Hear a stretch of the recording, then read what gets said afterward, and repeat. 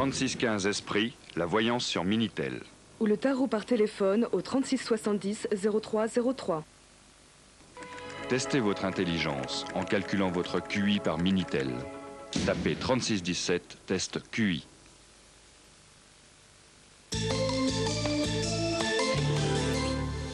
Samedi, Hollywood Night. Je voudrais vous voir le plus rapidement possible. J'ai des choses très intéressantes à vous apprendre. Cet homme en sait trop. Il va le payer de sa vie. Je crois que votre mari avait une chose importante à m'apprendre. Je regrette, je ne sais rien. Vulnérable, menacé, sa femme va tenter de comprendre. Non, madame, ce ne sont pas des terroristes qui ont tué votre mari. Qu'est-ce que vous dites? Et ce qu'elle va découvrir pourrait bien signer son arrêt de mort. Pour moi, tu ne peux rien contre ces gens-là. C'est une partie trop difficile que vous n'aviez pas une chance de gagner. Et c'est bien là le drame. Hollywood Night, Opération Vipère, samedi 22h35 sur TF1.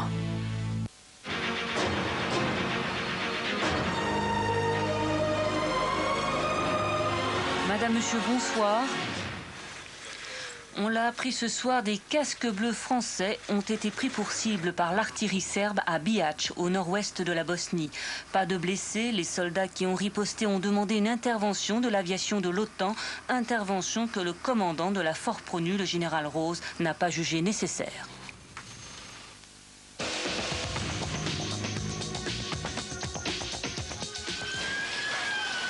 Ce devait être le rendez-vous étudiant contre le contrat d'insertion des jeunes. Ce fut celui des casseurs.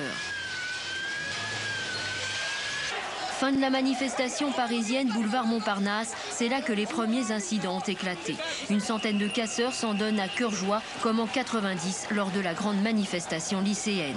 Vitrines brisées, magasins pillés, ils cassent et incendient sur leur passage. Un peu plus tard, rue de Sèvres, le même scénario, destruction, affrontement avec les CRS. Les manifestants, les vrais, dénoncent ces violences. C'était une manifestation pacifiste à la base et ça s'est transformé en casse parce que des casseurs sont venus. Ça n'a rien à voir avec les étudiants. Fin des incidents en début de soirée dans le quartier latin. Bilan 7 blessés légers parmi les forces de l'ordre, 15 interpellations et plus d'une cinquantaine de vitrines brisées. Parallèlement, cette nouvelle manifestation contre le CIP a rassemblé 15 000 personnes à Paris selon la police, 25 000 selon ses organisateurs, l'UNFID. Plusieurs manifestations se sont également déroulées en province.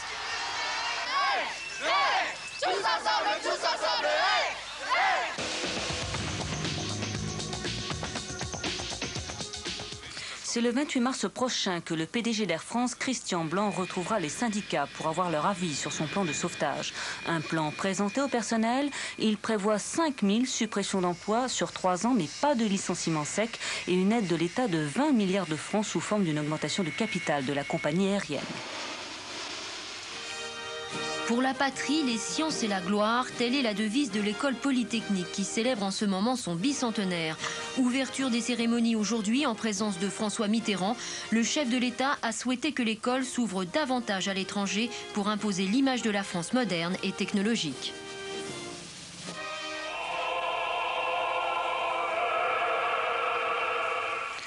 L'adieu des Grecs à Mélina Mercouri. Par dizaines de milliers, ils sont venus rendre un dernier hommage à celle qu'ils appellent désormais leur déesse. Obsèque nationale pour Mélina, qui repose désormais au premier cimetière d'Athènes, aux côtés de tous les anciens dirigeants et artistes de la Grèce contemporaine. Les suites de l'affaire Whitewater, début des auditions devant la justice américaine de plusieurs collaborateurs du président Clinton. Un scandale qui entame sérieusement la crédibilité du chef de la Maison-Blanche. 52% des Américains pensent qu'il cache des choses. Bill Clinton est accusé d'avoir financé avec des fonds publics sa campagne électorale au poste de gouverneur en 1984.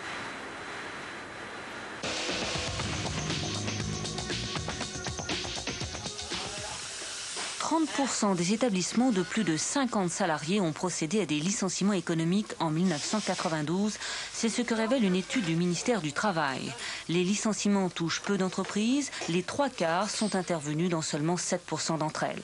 Toute proportion gardée, si les licenciements interviennent plus fréquemment dans les grandes firmes, c'est dans les petites que les procédures engagées touchent le plus de salariés.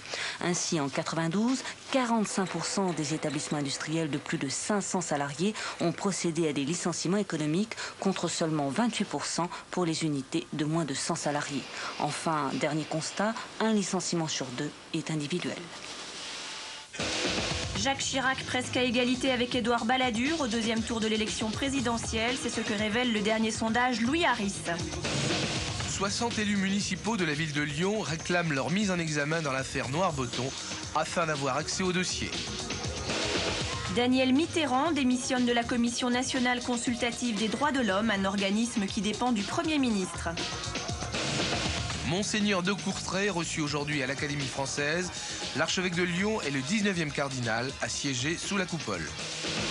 L'armée républicaine irlandaise a revendiqué l'attentat aux obus de mortier qui a eu lieu hier soir à l'aéroport de Londres Heathrow. L'auteur des Contes de la folie ordinaire est mort aujourd'hui. L'écrivain américain Charles Bukowski avait 73 ans. Ce n'est pas une publicité pour un bain moussant, mais une manifestation de pompiers bruxellois contre une décision du gouvernement belge qui séparerait pompiers wallons et pompiers flamands.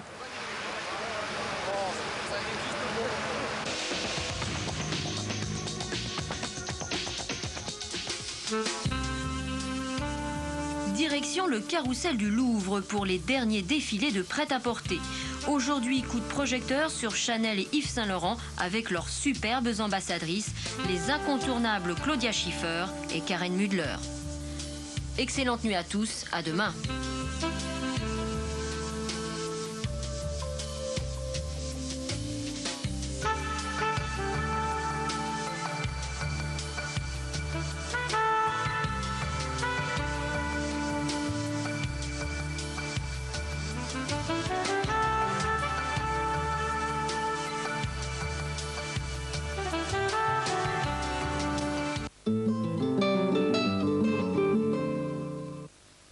« 70 80 20, Love Tarot, les cartes révèlent votre amour au 36 70 80 20.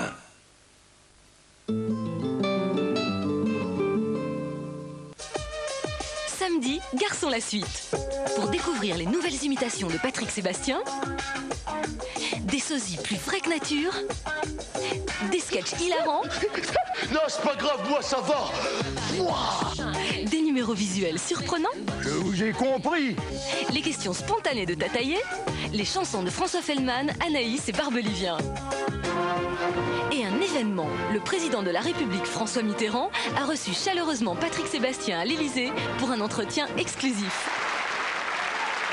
Patrick Sébastien présente Garçon la suite, samedi 20h45 sur TF1.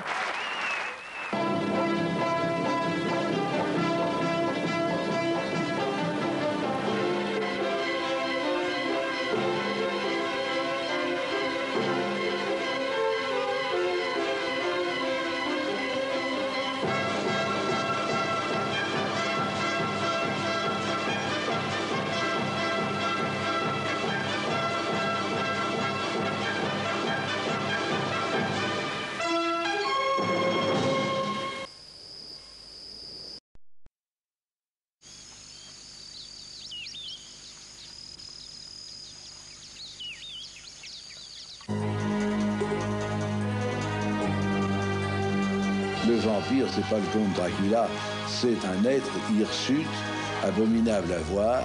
Persuadé que Lucia est la victime des vampires, un prêtre va tenter d'exorciser ses démons. Je n'ai jamais connu la santé. J'étais sans arrêt malade. Jeanne souffre d'une tuberculose généralisée. Dans un coma total, elle assiste à la messe des malades à Lourdes. C'est inexplicable pour un médecin. Mystère, le magazine de l'étrange, vendredi 20h50 sur TF1.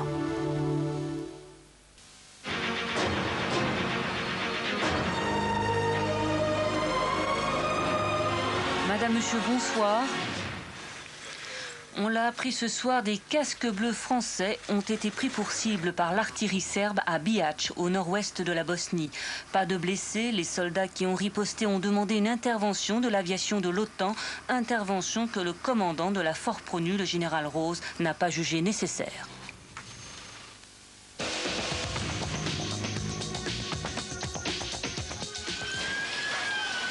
Ce devait être le rendez-vous étudiant contre le contrat d'insertion des jeunes. Ce fut celui des casseurs. Fin de la manifestation parisienne boulevard Montparnasse, c'est là que les premiers incidents ont éclaté. Une centaine de casseurs s'en donnent à cœur joie, comme en 90 lors de la grande manifestation lycéenne. Vitrines brisées, magasins pillés, ils cassent et incendient sur leur passage. Un peu plus tard, rue de Sèvres, le même scénario, destruction, affrontement avec les CRS. Les manifestants, les vrais, dénoncent ces violences. C'était une manifestation pacifiste à la base et ça s'est transformé en casse parce que des casseurs sont venus. Ça n'a rien à voir avec les étudiants. Fin des incidents en début de soirée dans le quartier latin. Bilan 7 blessés légers parmi les forces de l'ordre, 15 interpellations et plus d'une cinquantaine de vitrines brisées. Parallèlement, cette nouvelle manifestation contre le CIP a rassemblé 15 000 personnes à Paris selon la police, 25 000 selon ses organisateurs, l'UNFID. Plusieurs manifestations se sont également déroulées en province.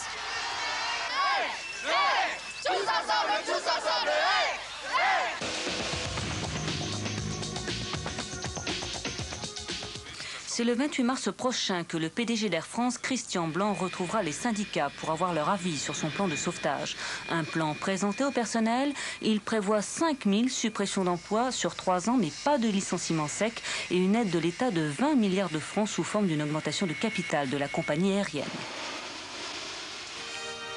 Pour la patrie, les sciences et la gloire, telle est la devise de l'école polytechnique qui célèbre en ce moment son bicentenaire. Ouverture des cérémonies aujourd'hui en présence de François Mitterrand. Le chef de l'État a souhaité que l'école s'ouvre davantage à l'étranger pour imposer l'image de la France moderne et technologique.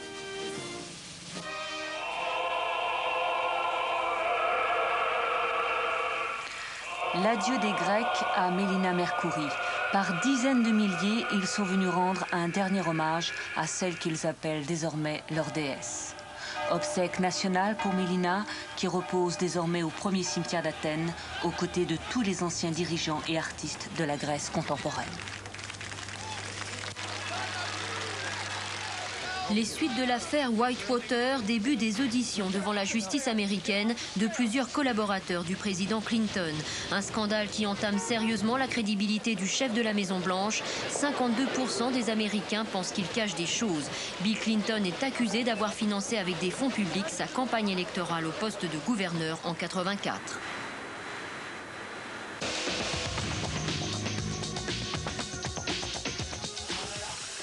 30% des établissements de plus de 50 salariés ont procédé à des licenciements économiques en 1992. C'est ce que révèle une étude du ministère du Travail. Les licenciements touchent peu d'entreprises. Les 3/4 sont intervenus dans seulement 7% d'entre elles. Toute proportion gardée, si les licenciements interviennent plus fréquemment dans les grandes firmes, c'est dans les petites que les procédures engagées touchent le plus de salariés. Ainsi, en 92, 45% des établissements industriels de plus de 500 salariés ont procédé à des licenciements économiques contre seulement 28% pour les unités de moins de 100 salariés. Enfin, dernier constat, un licenciement sur 2 est individuel. Jacques Chirac presque à égalité avec Édouard Balladur au deuxième tour de l'élection présidentielle. C'est ce que révèle le dernier sondage Louis Harris. 60 élus municipaux de la ville de Lyon réclament leur mise en examen dans l'affaire Noirboton afin d'avoir accès au dossier. Daniel Mitterrand démissionne de la Commission nationale consultative des droits de l'homme, un organisme qui dépend du Premier ministre. Monseigneur de Courtrai, reçu aujourd'hui à l'Académie française, l'archevêque de Lyon est le 19e cardinal à siéger sous la coupole. L'armée républicaine irlandaise a revendiqué l'attentat aux obus de mortier qui a eu lieu hier soir à l'aéroport de Londres Heathrow. L'auteur des Contes de la folie ordinaire est mort aujourd'hui. L'écrivain américain Charles Bukowski avait 73 ans. Ce n'est pas une publicité pour un bain moussant, mais une manifestation de pompiers bruxellois contre une décision du gouvernement belge qui séparerait pompiers wallons et pompiers flamands.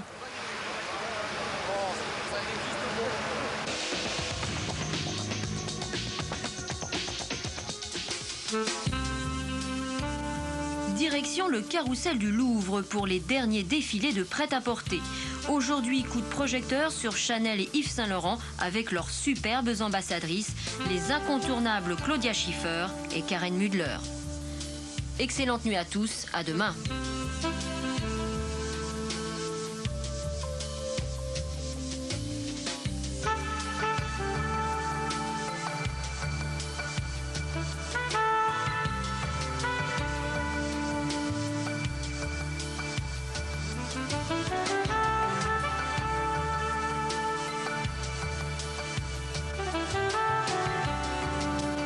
Combien pour toute la nuit? La nuit? C'est au-dessus de vos moyens. Adjugé. Pretty Woman, dimanche 20h45 sur TF1.